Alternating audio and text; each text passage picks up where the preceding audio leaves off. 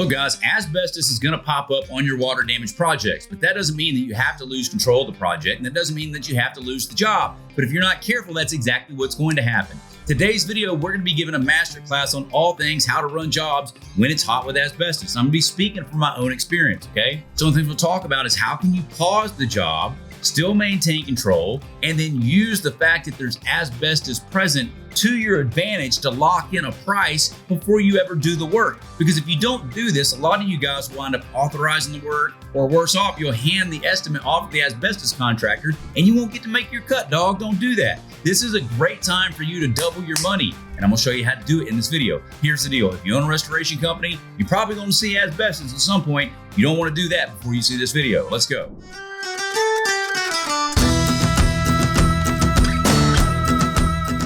All right, guys, so in this video, there's gonna be a handful of segments. Here's what you can expect. Number one, I will show you how to not lose the job, but just stabilize. And how can you use stabilization, right, to negotiate through this hostage situation, okay? We're gonna stabilize, you're gonna be getting paid. We'll talk about that. Then we're also gonna talk about how do you go about story framing and price framing with the adjuster, okay? And if you guys haven't been to one of my water damage boot camps, I go very deep on this topic, okay? How do you price frame? How do you story frame? We covered that in this video. You don't wanna miss that. And then we also talk to you guys about the art of a negotiation. And basically, here's the flow of any of those.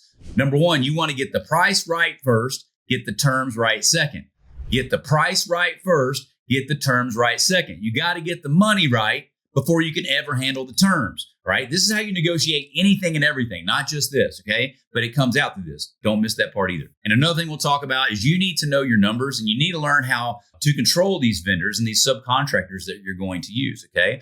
And maybe I'm just speaking from my general contractor years, okay? But you've got to price frame it with that vendor or with that subcontractor so you can give him an idea of what this thing could cost or should cost, all right? Because believe it or not, these subs and vendors suck at estimating. Most of you guys do too, by the way. I don't meet very many people that are very good at pricing. Their pricing's off, and how long it takes for them to do the job, they freaking destroy that as well. Most people really suck at estimating. They really, really do. And I'm going to try and show you how I go about thinking about giving yourself more wiggle room, and how can you get the best deal possible while protecting the vendor at the same time. But before we hop into that part of the video, can I ask you a favor? If you like this channel, please subscribe, okay? And like the video and drop a comment down below. Tell me where you guys are tuning in from. Number one, I'm curious. And then number two, it helps the video be shown to more people. And that's why I make this content. So that's my ask of you. All that being said, let's hop in. So here, if they say, I want to see the invoice, yeah, we haven't done the work yet. What do you mean the invoice? I need to get approval on this before we're doing this. I'm not paying for this.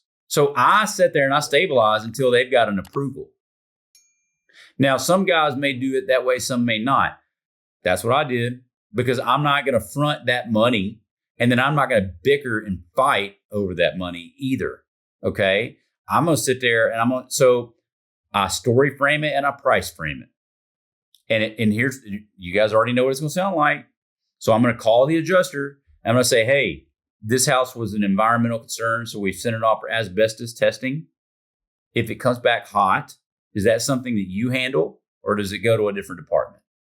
Because not all adjusters might handle that, right? They may send it to a field adjuster. They may handle it, they may not. And normally I'm having this conversation with a desk adjuster, right? And so once they say, I will handle it. Okay, great. Just so you, and then, so whenever I get back involved with them or whatever, once I know that they're going to be the decision maker, I may say, hey, looks like this thing, or if it is hot, projects like this typically run between whatever, $5,500 and $9,500, just so you're aware. Is that something you can still write? And so I'm going to price, so story frame, when I work projects like this, where we've got something wet or we've got something affected in the floor, they typically come back between X and Y. Is all of that still good for you? And then that person's either going to say yes or no. And if they say, okay, yeah, that sounds fine, I'm going to say, great. So as long as it's within that ballpark, we're good. Yeah. So once I tell them that, hey, the thing is hot. And so let's say that I know my cost is going to be $5,000. I might tell them typically projects like this are typically between $7,500 and $9,500. Something of that nature, right? And then, so I'm going to price frame it so they're falling somewhere in that ballpark. And I'm already going to know roughly that my costs are going to be around $5,000, because you're going to need to know from your environmental guy roughly what does 100 square foot abatement, floor, and the kitchen cost. What does that mean? Like, you want to templatize something. You want to have some idea what they charge. And they're not going to want to give you that number, but you're going to have to get to where you can do that on their behalf. Does that make sense? That way you can price frame these things like we're talking about. And the same way a moving company isn't going to want to give you a moving estimate sight unseen. None of them will. Every one of them can tell you what a 3,500 square foot house pack out cost because they already know. Now, they still want to know because you got 3,500 square foot people, and then you got 3,500 square foot, 88 gallon fish aquarium people, right? So like they'll want to know some of those things, but all things being equal, it's still going to be roughly about what it is. Okay. And so once you've got that, then I'm going to go to the adjuster. I'm going to say, hey, jobs like this, typically in the past, we've done them between 75 and 9,500 bucks. Is that still okay inside of your ability to write that? Okay, great. Oh, hey, now I'll reach back out. Hey, looks like, Susan, this thing is hot. I haven't got the specifics on it yet, all of the measurements, but it's going to be somewhere between 75 and 95. Like I said, I can write this up. Why don't we just call it 88 and be done with it? $8,800. It's going to be somewhere in here, and I'm just going to get them to agree to a number. Does that make sense? Yeah. So once you get the dollar, so anytime you handle negotiation, you get what?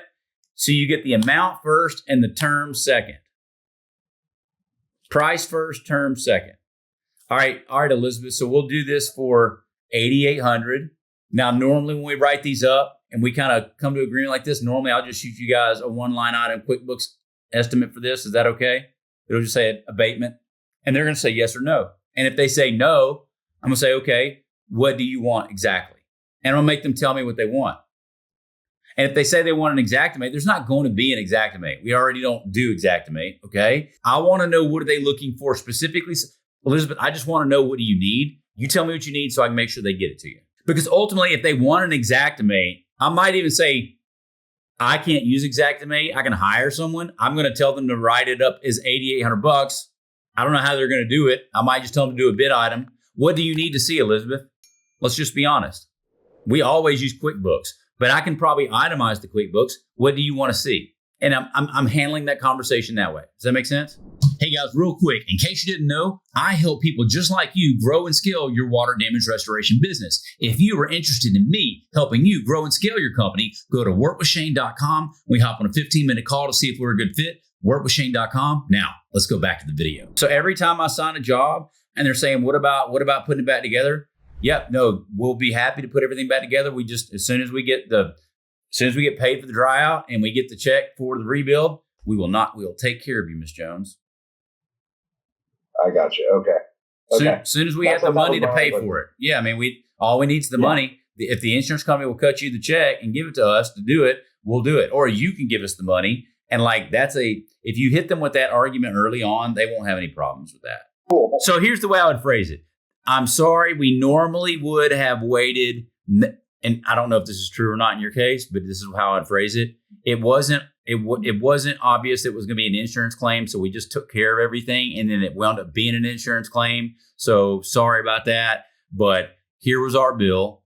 We're at $3,200. You want to pay $2,700, and I would just say, listen, come on, bro. It's $3,200. Let's not make this hard. Rule number one, if my entry level water mitt is $7,500, I can promise you my entry level recon is going to be more than $3,200. So like, don't ever charge that little ever again. I don't care if you're staining a piece of shoe mold. I don't know what you got to do to get it to different, just something different. It's a $5,000 setup fee for a recon project. Use case, customer calls or normally it would be a real estate agent. And when a real estate agent brings you guys a home inspection report, okay?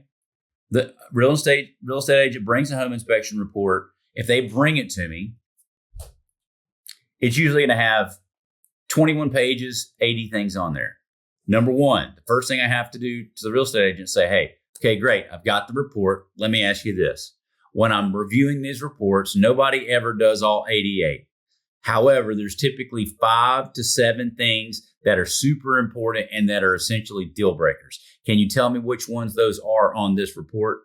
So isolate the very important ones. And typically this is going to be this report's coming to you, presented to you from the seller's agent, but it was the buyer's agent that produced the report. So remember that. Does that make sense? We're going back to the agent saying, out of these 88 things, which 5 to 7 are deal breakers? Identify those first, okay? And then the next thing I'm going to do, okay, great, Pamela. I understand it's these 5 to 7. Now I have another question for you. Out of these, which one of these must they have done? And so let me back up. All right, Pam, so now we got these 5 to 7. Here's the next question I'll have for you. A lot of times a homeowner might want 1 or 2 things absolutely repaired or they're not going to move in. And in other cases, they just want 5 or 6 of them quantified so they can negotiate it into the price of the contract. Do you need this actually done? Or are you just trying to get an estimated value to put into the reduction of the contract? And you want to do this, guys. Who wants to know why you want to have this conversation? Because you don't want to drive out there and write that estimate. Don't waste your time. Don't waste your time.